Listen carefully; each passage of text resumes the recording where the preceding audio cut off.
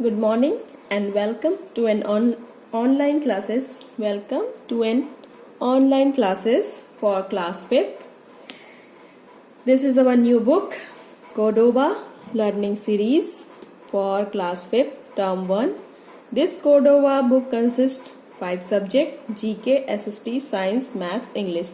As you know earlier in further classes, this is our new book for class 5th, Cordova Learning Series.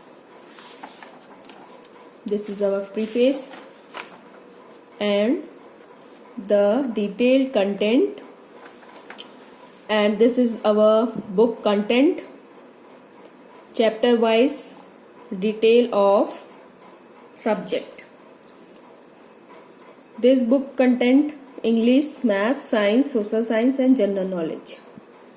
Today I am going to teach you social study, and the subject social study consists 8 chapters.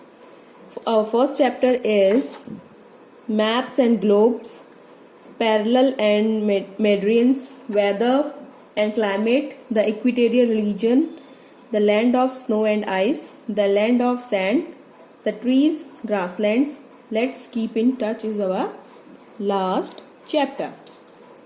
So student, now I am going to start our first chapter of social study, maps and globe. Maps and globe is our first chapter. So as you have learned or detailed knowledge about maps and globes in your further classes, class like 3rd, 4th and so on, now in class 5th you are going to explain in detail the meaning of globes and maps. Maps में और globes में कि आपको उसकी study किस तरीके से करनी है और किस तरीके से आप इजीली मैप के हेल्प से और ग्लोब के हेल्प से अपनी अर्थ को अंडरस्टैंड करते हैं, ये आप इस सब्जेक्ट में पढ़ेंगे. Now let's start the chapter the earth. First of all, here is a picture of globes and here is the satellite view of our earth कि सैटेलाइट से हमारी अर्थ किस तरीके से दिखती है वो आपकी पिक्चर में यहाँ पे दिखाया गया है, और ये आपका ग्लोब है. And this is the view point और explanation of map. So let's start the chapter. The Earth is the only planet in our solar system that supports life. As you know that the Earth is the only planet. Earth एक ऐसा only अकेला planet है जिसमें कि life possible है, जिंदगी possible है, क्योंकि Earth में ही पानी, हवा और land है, इसीलिए यहाँ पर life और जीवन, life मतलब जीवन possible है. बाकी ग्रहों में जीवन possible नहीं है, फिलहाल अभी तक तो नहीं हुई है. The Earth is the only planet in our solar system. Solar system तो आप जानते ही होंगे. What do you mean by solar system? 8 planets का मिलके और sun इसका head of the family member, इन सब को मिलके हम मिला के उसे solar system कहते हैं, जहाँ पर कि हमारे 8 के 8 planet जो हैं मिलते हैं. 8 के 8 planet को हम जब एक साथ काउंट करते हैं तो उसे हम solar system का नाम देते हैं. Solar system that support life as it has air and water. Our earth has land masses and water bodies. हमारे अर्थ में जो है लैंड मासेस है और वाटर बॉडीज है. वाटर बॉडीज क्या हुई? ओशंस हो गए, छोटे छोटे रिवर्स, लेक्स, ओशंस, ये जो है वाटर बॉडीज हो गई. और लैंड मासेस क्या हो गया? जमीनी वाला हिस्सा, उसे हम लैंड मासेस कहते हैं, और पानी वाले हिस्से को हम वाटर बॉडीज कहते हैं.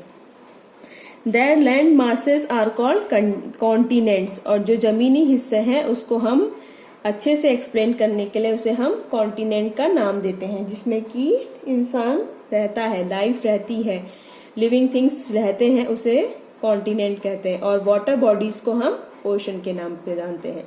जो भी हमारा वाटर बॉडीज है वो ओशंस हो गई, और जो हमारा लैंड मासेस हो गया वो कॉन्टिनेंट के नाम से जाना जाता है. There are smaller water bodies like river, lake, gulf, bay and the seas. छोटी छोटी स्मॉलर बॉडीज वही जैसे कि river, lakes, gulf, bays and seas. बाकी जो बड़ी वाटर बॉडीज हैं वो ओशंस हो गए।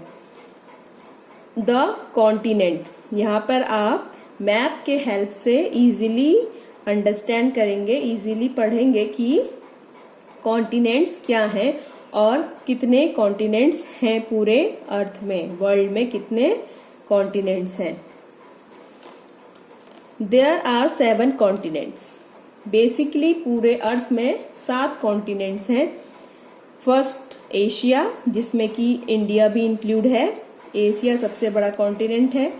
Africa, North America, South America, Antarctica, Europe and Australia. Australia is the smallest continent in the world and Asia is the largest continent of the world. इस map के through से आप easily understand करेंगे।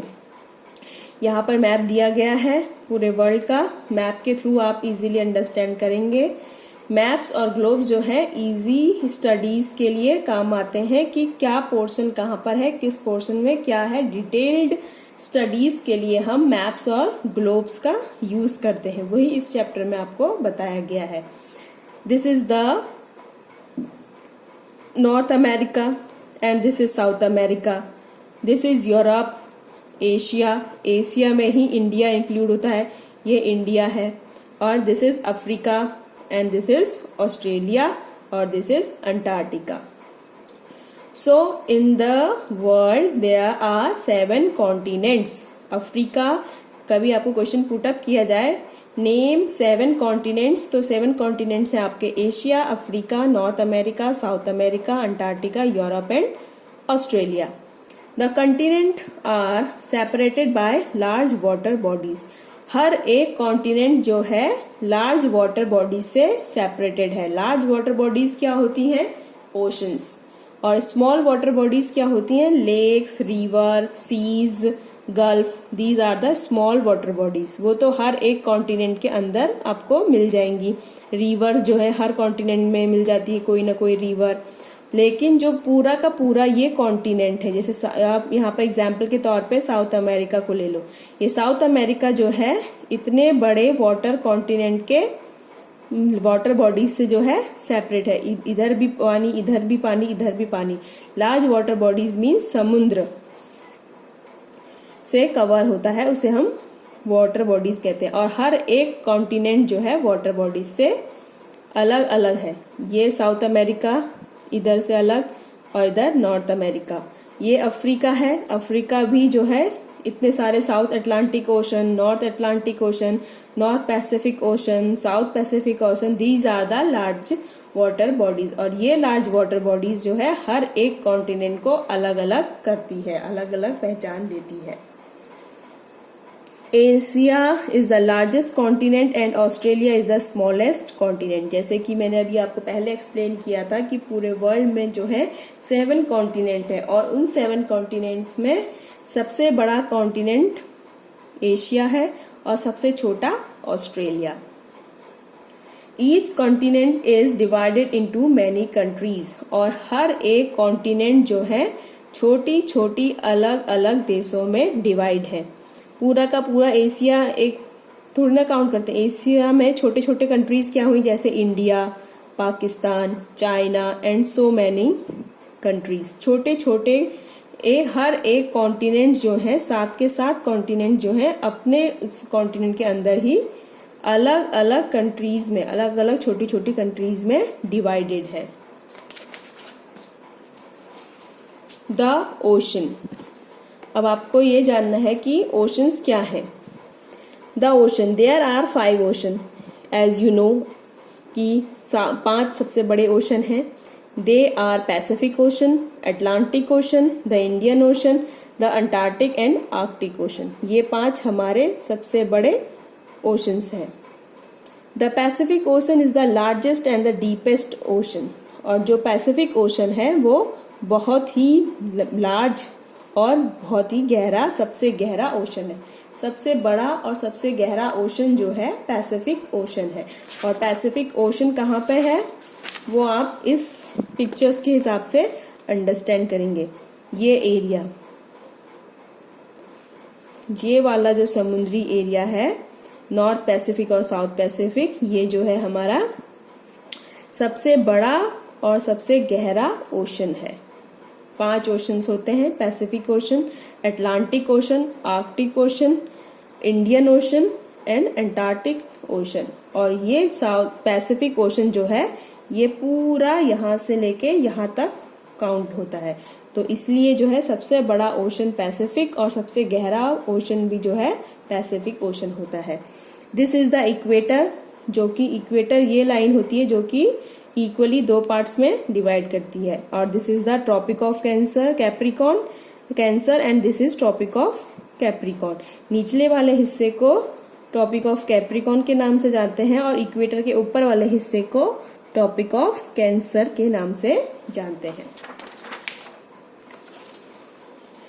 हमारा topic था कि oceans, कि हमारे पूरे वर्ल्ड में कितने ओशन हैं और कौन सा ओशन सबसे बड़ा है और वो किस किस एरिया को सेपरेट करता है। यहाँ पे हमने पढ़ा कि 5 ओशन हैं और पैसिफिक ओशन जो है सबसे बड़ा और गहरा ओशन है। It separates America from Asia and Australia. ये जो है अमेरिका को सेपरेट करता है एशिया कॉन्टिनेंट से और ऑस्ट्रेलिया कॉन्टिनेंट से, क्योंकि पैसिफिक एशियन, मैंने अभी आपको डायग्राम में दिखाया कि ये जो एरिया है पैसिफिक वाला है जिसमें कि नॉर्थ अमेरिका और साउथ अमेरिका आते हैं, उन दोनों को वो अलग करता है एशिया कॉन्टिनेंट से और ऑस्ट्रेलिया कॉन्टिनेंट से। The Atlantic Ocean is the second largest ocean which separate North and South America from Europe and Africa। और अटलांटिक ओशन जो है दूसरा सबसे बड़ा समुद्र है जो कि नॉर्थ और साउथ अमेरिका को अलग करता है यूरोप और अफ्रीका से।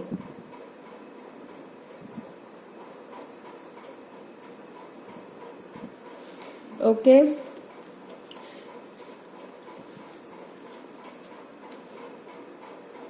now next topic is the shape of the earth.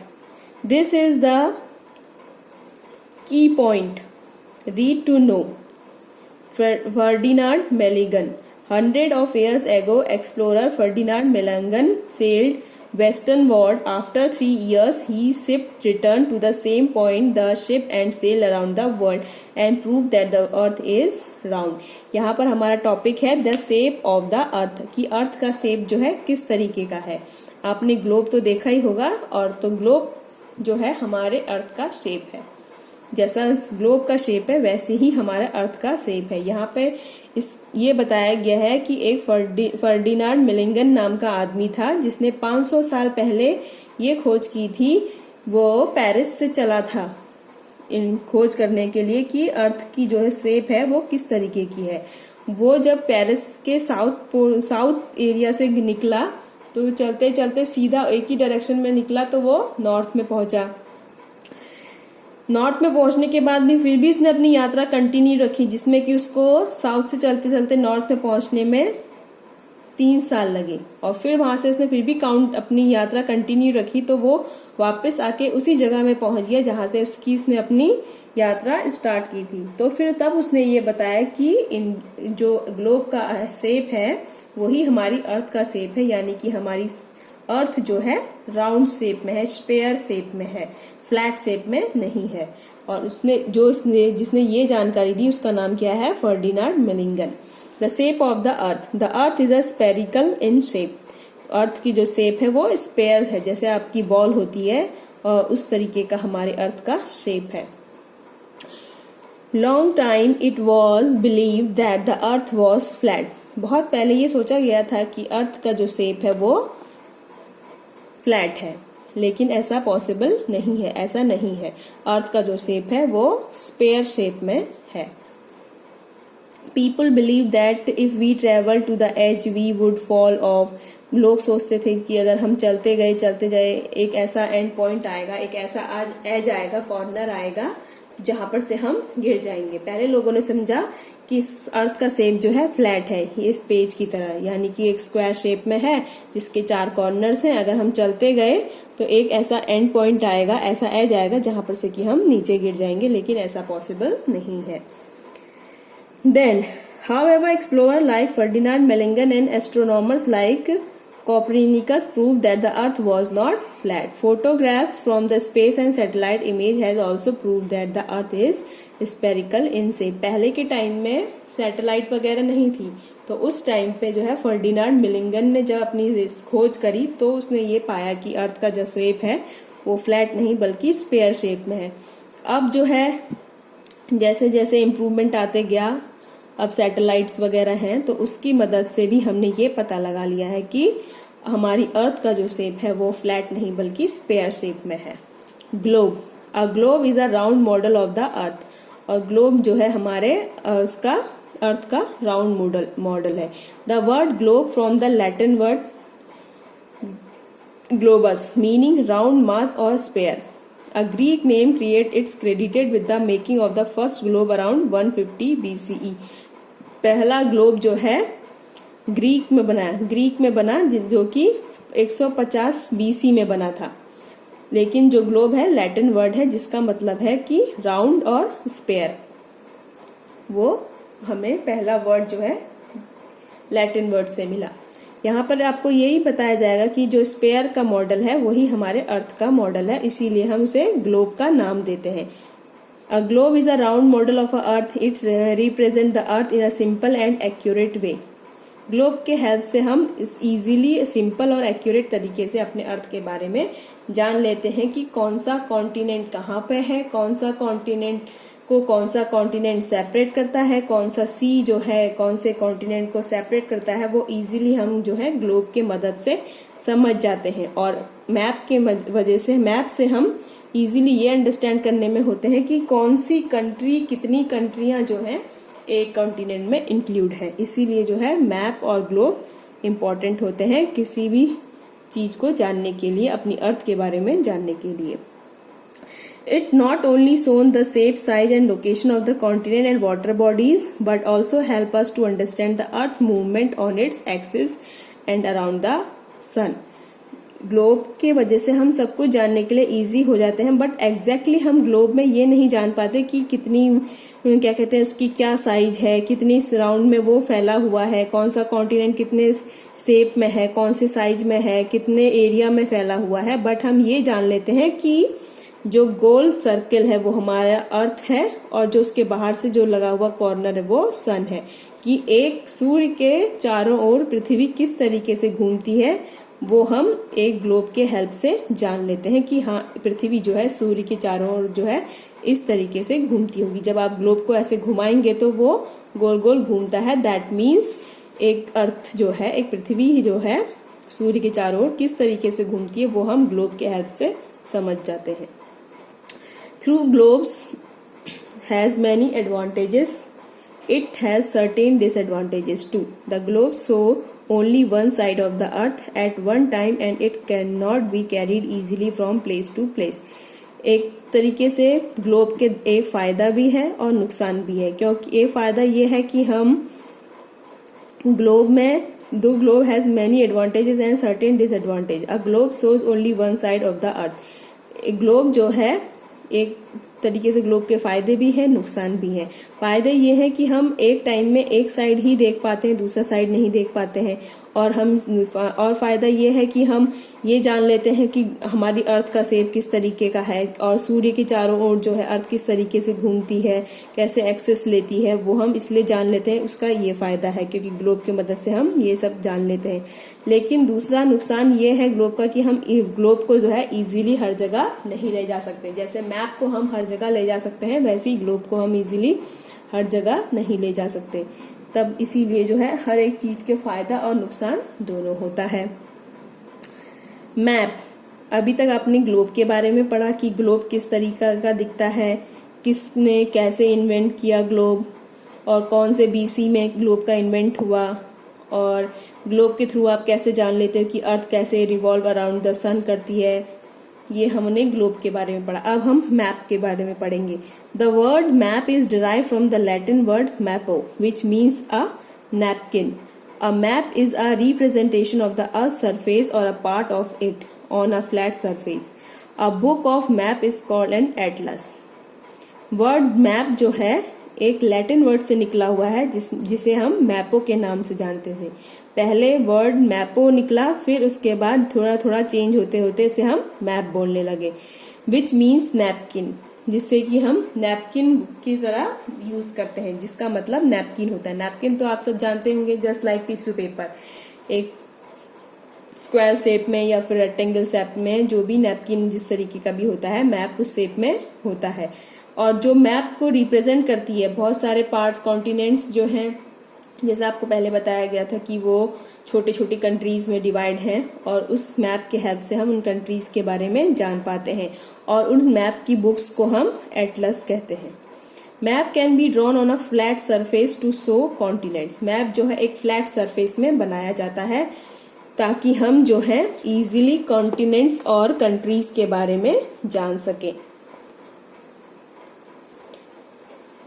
Continents, countries, cities, neighbourhood and even market places, हम इतना डीप मैप में पढ़ सकते हैं। जितना डीप हम मैप में पढ़ सकते हैं उतना डीप हम ग्लोब में नहीं पढ़ सकते, क्योंकि ग्लोब में एक टाइम में एक ही हिस्सा दिखाई देता है, और मैप में एक फ्लैट सरफेस में मैप बना होता है। जैसे कि यहाँ पर एग्जाम्पल दिया है, ये एक फ्लैट सरफेस में इंडिया का मैप बना हुआ है, जो कि एशिया कॉन्टिनेंट में आता है, और इसमें हम इजीली मैप में हम ये जान पाते हैं कि कौन सा स्टेट जो है कहाँ पर है, और एक कॉन्टिनेंट जो है उसके कितनी कंट्रीज हैं, और उसके बारे में डिटेल्ड, उसका नेबर्स क्या हैं, उसके पड़ोसी देश कौन से हैं, उसका बॉर्डर पॉइंट कौन सा है, इजीली जो है हम मैप के बारे में मैप के थ्रू जान पाते हैं। इसीलिए जो है मैप ज्यादा इम्पोर्टेंट होता है ग्लोब से। अगर डिटेल स्टडी हम मैप की करें तो हम एग्जैक्ट वो भी जगह ढूंढ लेते हैं मैप में कि कौन सी स्टेट में कौन सा मार्केट है। जैसे यहाँ पर हम एग्जाम्पल कोई भी